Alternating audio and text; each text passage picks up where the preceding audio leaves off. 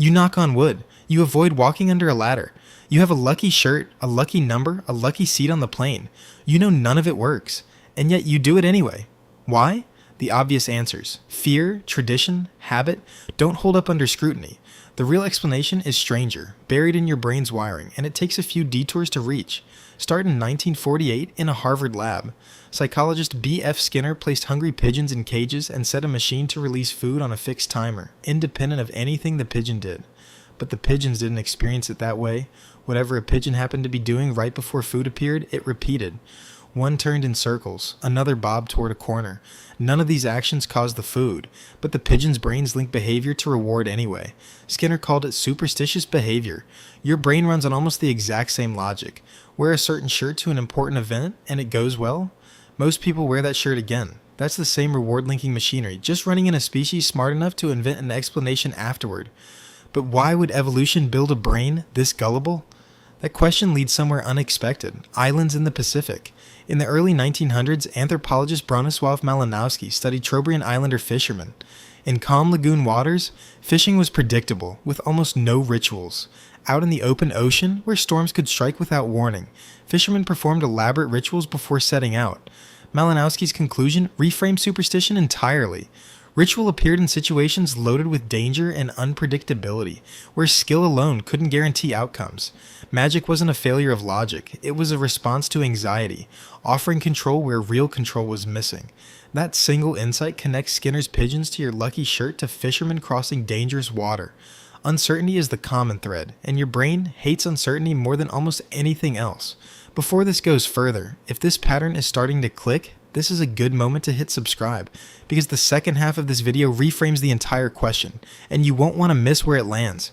You still don't have the full answer. That's intentional because the answer isn't one cause. It's a system, and the next layer is where things get strange. Psychologist Jane Risen at the University of Chicago studies something that seems contradictory. Most superstitious people know, logically, their beliefs are false. Ask if knocking on wood prevents bad luck, and most say no.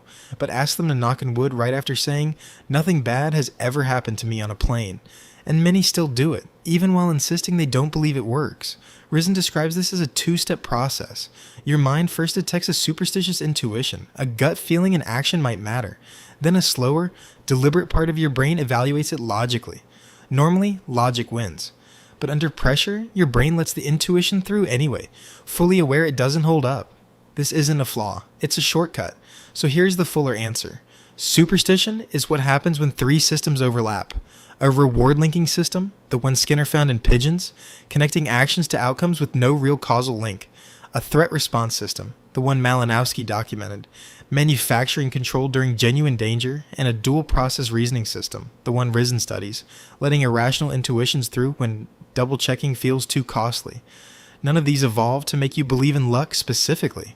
A brain that occasionally saw false patterns and acted on them anyway generally survived better than one that ignored every pattern until it had proof. A false positive, mistaking coincidence for cause, usually costs almost nothing. A false negative, ignoring a real danger signal, can cost everything. Evolution doesn't reward brains that are always right.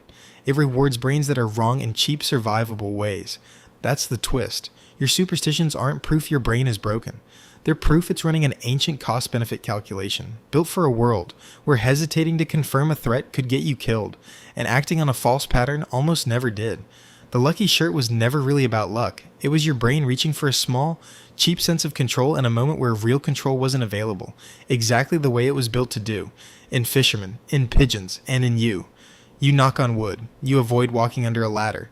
You have a lucky shirt, a lucky number, a lucky seat on the plane. You know none of it works. And now you also know exactly why you do it anyway.